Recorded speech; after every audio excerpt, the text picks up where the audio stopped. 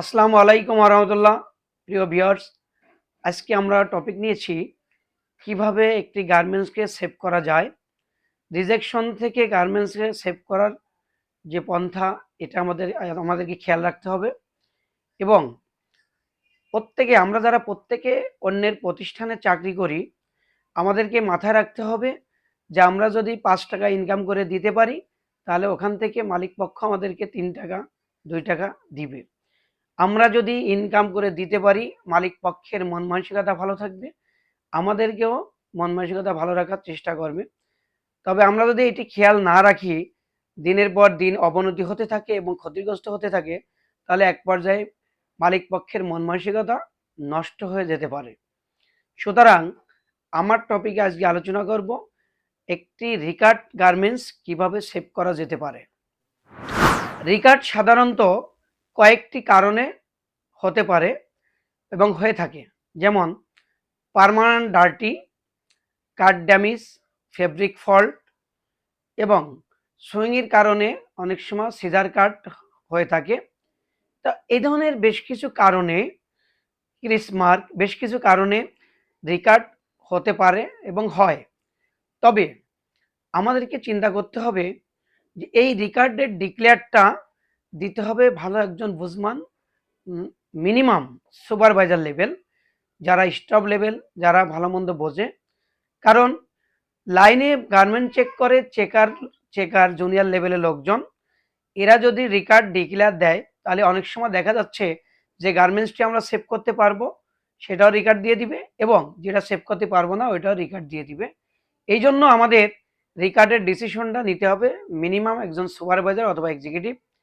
এই রিকার্ড গার্মেন্টসটি যখন ধরবে চেকার, এটি সুপারভাইজার চেক করে ডিসিশন নিতে হবে যে কোন লেভেলটা আমি রিকার্ড দিতে হবে, কোনো সমাধান হবে না, রিকার্ড দিতেই হবে, এবং কোন লেভেলটা আমি সমাধান করে রেকটিফাই করে পাস করতে পারি। তো দেখা যায় সাধারণত সুইংয়ের গোড়ায় বা সুইংয়ের আশেপাশে কোনো ডার্টি হতে পারে, পার্মানেন্ট ডার্টি, এবং কোনো ড্যামেজ হতে পারে, ফেব্রিক ফল্ট হতে পারে। তাহলে সুইংয়ের গোড়ায় যদি হয়, তাহলে আমরা এই গার্মেন্টসটিকে সহজে সেভ করতে পারি।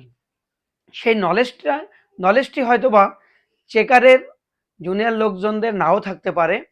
কারণ আমার একটি গার্মেন্টস যদি আমার কোয়ালিটি স্বয়ংসম্পন্ন হয়, তাহলে পাশে একটু ড্যামেজ, সুইংয়ের গোড়া একটু ড্যামেজ বা সুইংয়ের আশেপাশে ড্যামেজ, এটি আমি সুইং দিয়ে ভিতরে ঢোকাই দিয়ে এই গার্মেন্টসটি আমি সেভ করতে পারি।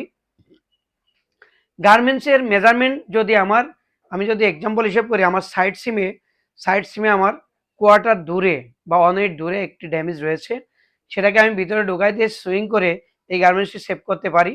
তাতে যদি আমার উইথ মেজারমেন্ট 1 cm বা হাফ cm কম হয়, তাহলে এই গার্মেন্টসটা আমার কিচ্ছু আসে যায় না, এই গার্মেন্টসটা পরিধানের অযোগ্য হবে না। একটু মেজারমেন্ট মাইনাস একটু প্লাস, এই জন্য গার্মেন্টসগুলো পরিধানের অযোগ্য হয় না। এই জন্য আমাদেরকে মাথায় রেখে রাখতে হবে যে প্রয়োজনে মেজারমেন্ট একটু মাইনাস হোক, তবু গার্মেন্টস যদি সেভ করতে পারি, অ্যাটলিস্ট একটি গার্মেন্টস সেভ করলাম।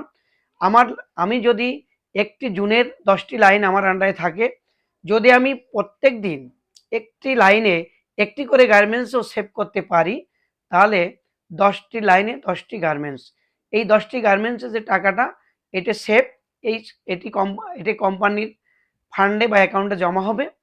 তাহলে আমি যদি হিসাব করি প্রত্যেকদিন 10টি গার্মেন্টস সেভ করতে পারি, তাহলে 30 দিনই আমার অনেকগুলো গার্মেন্টস সেভ হয়। তাহলে এইভাবে ছোটোখাটো বিষয়গুলোকে সেভ করে আমরা কোম্পানিকে সেভ রাখতে পারি, এবং কোম্পানি যদি আমরা সেভ রাখতে পারি, নিঃসন্দেহ আমরাও ভালো থাকবো।